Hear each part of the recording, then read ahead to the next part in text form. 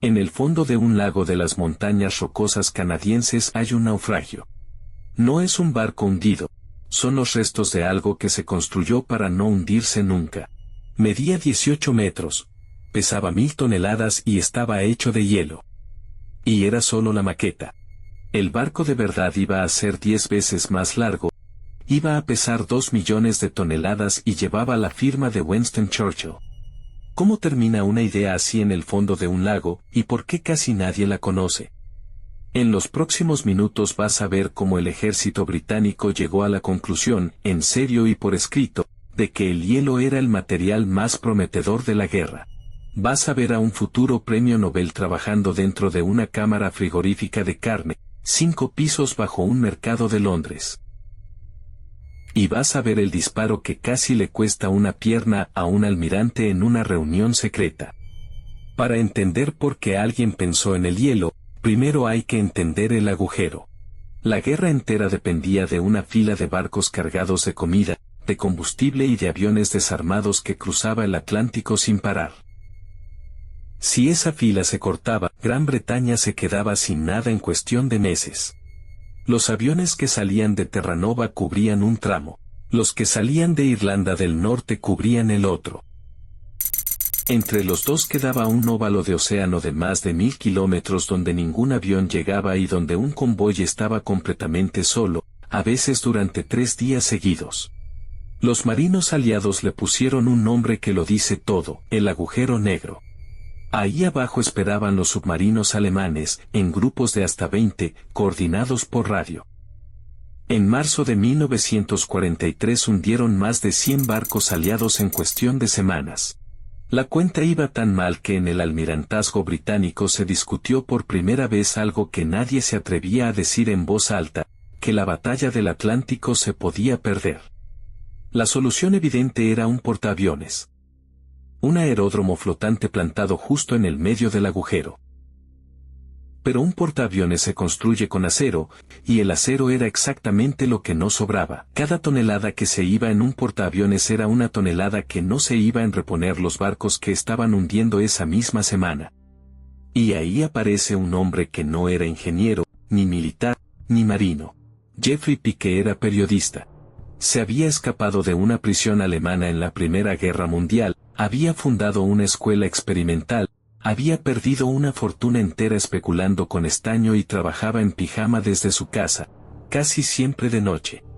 Lord Louis Mountbatten, el jefe de operaciones combinadas, lo había contratado como asesor personal de ideas. Ese era literalmente el puesto. Mountbatten quería a alguien capaz de proponer cosas que a un militar de carrera no se le ocurrirían jamás y protegía a Piquet de todos los que querían echarlo. En 1942, Piquet escribió un memorándum de 232 páginas. La idea central cabía en una sola línea: no hace falta acero.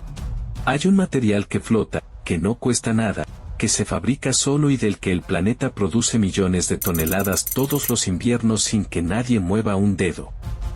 Hielo. Suena a chiste. Y sobre el papel el hielo tiene un defecto obvio: se rompe. Un bloque de hielo puro se parte de un martillazo, se resquebraja solo con los cambios de temperatura, y una ola de tormenta lo haría pedazos. ¿Tú le habrías dado una sola hora de tu tiempo a una propuesta así? Pero entonces alguien probó algo que nadie esperaba. Si al agua le mezclas una cantidad pequeña de pulpa de madera, algo así como un 14%, y después la congelas, lo que sale ya no se comporta como hielo. Se comporta como otra cosa completamente distinta. A ese material lo llamaron picrete, por Piquet. Aguanta presiones comparables a las del hormigón. No se parte de un martillazo, el martillo rebota. Y como las fibras de madera lo aíslan por dentro, se derrite muchísimo más lento que el hielo normal. Un bloque grande podía pasar semanas al sol y seguir entero. El trabajo fino lo hizo un austríaco de 28 años que había llegado a Inglaterra huyendo de los nazis y al que, por ser extranjero, habían llegado a internar en un campo. Se llamaba Max Porruz. Su laboratorio secreto era una cámara frigorífica de carne, 5 pisos por debajo del mercado de Smithfield, en pleno Londres. Perutz trabajaba entre reses colgadas, con abrigo de piel y guantes, cortando bloques con una sierra y midiendo cuánto aguantaban antes de ceder. Arriba, la gente del mercado creía que ahí abajo simplemente había carne. Años después, ese mismo hombre ganó el Premio Nobel de Química por descubrir la estructura de la hemoglobina. El proyecto recibió un nombre en clave, Habacuc. Sale del libro de un profeta del Antiguo Testamento, de un versículo que dice, más o menos, mirad y asombraos, porque voy a hacer en vuestros días algo que no creeríais aunque os lo contaran. Alguien en el alto mando tenía sentido del humor. Y en los papeles oficiales el nombre quedó escrito mal, con las letras cambiadas, un error que no corrigió nadie en toda la guerra. En agosto de 1943, Churchill y Roosevelt se reunieron en Quebec con todos sus jefes de Estado Mayor. Mountbatten apareció con una caja y 2 bloques dentro. Uno de hielo corriente, otro de picrete. Sin avisar a nadie, sacó un revólver delante de la sala entera. Disparó primero al hielo, y el hielo saltó en astillas por toda la habitación.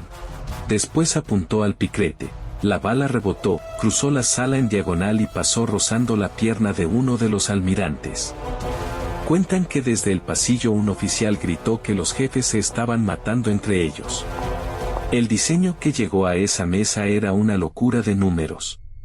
600 metros de eslora. Un casco de 12 metros de espesor.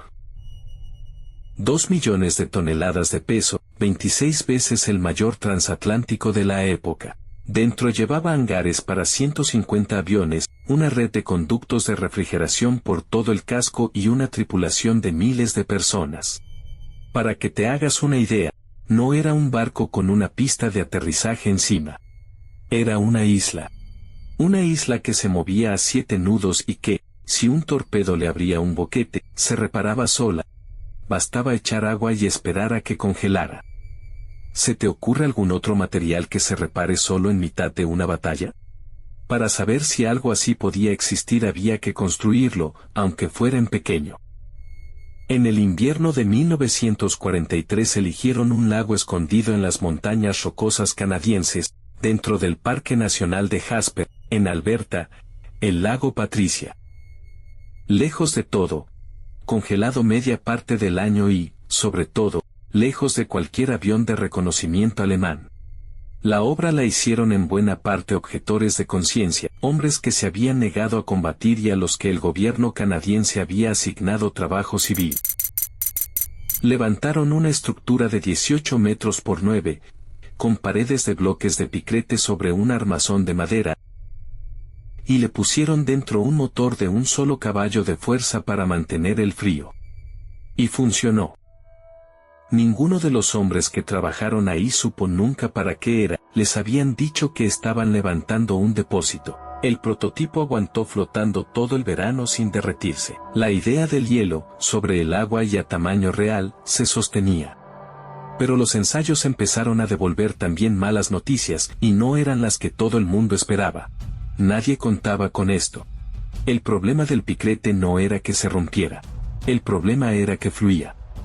Bajo su propio peso, muy despacio, el material se deformaba como si fuera masa fría. En un bloque de laboratorio eso no se nota. En un casco de 600 metros significaba que el barco se iría aplastando poco a poco sobre sí mismo, salvo que se lo mantuviera todo el tiempo muy por debajo de los 15 grados bajo cero. La solución era meterle un esqueleto de acero por dentro y una red de tuberías de refrigeración recorriendo el casco entero. Y ahí la idea empezó a morderse la cola. El proyecto que existía precisamente para no gastar acero necesitaba, según las últimas estimaciones, tanto acero como construir varios portaaviones normales. La factura fue subiendo hasta los 2,5 millones de libras de la época, y ninguno de los que la firmaron creía que esa fuera la cifra final. Encima hacía falta tal cantidad de pulpa de madera que habría competido de frente con la producción de papel de todo el país. Y sin embargo, nada de eso fue lo que mató a Habacuc. El proyecto no murió por caro ni por difícil. Murió por un motivo mucho más simple y bastante más humillante para una idea tan brillante. Mientras calculaba cómo mantener congelado un barco de 2 millones de toneladas, el problema que ese barco venía a resolver se estaba resolviendo solo, por otro lado, y muy deprisa. Los bombarderos de largo alcance, con depósitos extra de combustible, empezaron a cubrir el centro del Atlántico desde tierra. Portugal aceptó ceder bases en las Islas Azores, justo en mitad del océano. Y aparecieron los portaaviones de escolta, barcos mercantes reconvertidos, pequeños, baratos y con una pista corta encima. En mayo de 1943, en un solo mes, los aliados hundieron 41 submarinos alemanes. El almirante Karl Donner's retiró su flota del Atlántico Norte. El agujero negro, sin barcos de hielo ni islas flotantes, se había cerrado. A finales de 1943 el Habacuc quedó en suspenso, y poco después se archivó sin ninguna ceremonia. El barco más grande jamás diseñado no llegó a existir porque, para cuando el plano estuvo terminado, ya no hacía falta ningún barco así. Jeffrey Pique no volvió a tener una idea que alguien escuchara con esa atención. Siguió proponiendo cosas, trineos a motor, formas nuevas de organizar hospitales, sistemas de transporte, y cada vez le hicieron menos caso. Se quitó la vida en 1948, en Londres, a los 56 años. En los periódicos apenas hubo una nota. Max Perutz volvió a la biología y siguió otro camino. Años más tarde contó toda esta historia por escrito, con bastante humor, y dejó claro que había pasado la mitad de la guerra dentro de una nevera gigante convirtiendo agua en algo que todavía no tenía nombre. ¿Y el prototipo del lago? Nadie lo desmontó. Cuando el proyecto se canceló, simplemente lo dejaron ahí, flotando, sin decirle nada a nadie. Tardó 3 veranos enteros en derretirse del todo y hundirse hasta el fondo. Los bloques de madera, los conductos de refrigeración y los restos del armazón siguen en el fondo del lago Patricia, a unos 30 metros de profundidad. En 1988 un grupo de buzos colocó una placa conmemorativa sobre ellos. Hoy es un punto de buceo señalizado. Cualquiera puede bajar a ver el naufragio de un barco que estaba hecho de agua. Y queda una pregunta que ya nadie va a responder, porque el ensayo a escala real nunca llegó a hacerse. Si la guerra hubiera durado 2 años más, ¿ese barco de hielo habría flotado de verdad, o se habría deshecho en la primera tormenta del Atlántico? Cuéntame una cosa, de toda esta historia, ¿qué te parece más increíble? ¿Que se les ocurriera, o que llegaran a construirlo y probarlo de verdad en un lago? Déjamelo en los comentarios. Tengo curiosidad por saber en qué momento exacto dejaste de pensar que era un chiste. Si te enganchó esta historia, el hormigón romano, que ya tienes en el canal, te va a interesar todavía más. Y si te gusta encontrarte con ideas que casi funcionan, suscríbete, aquí sale una nueva cada día.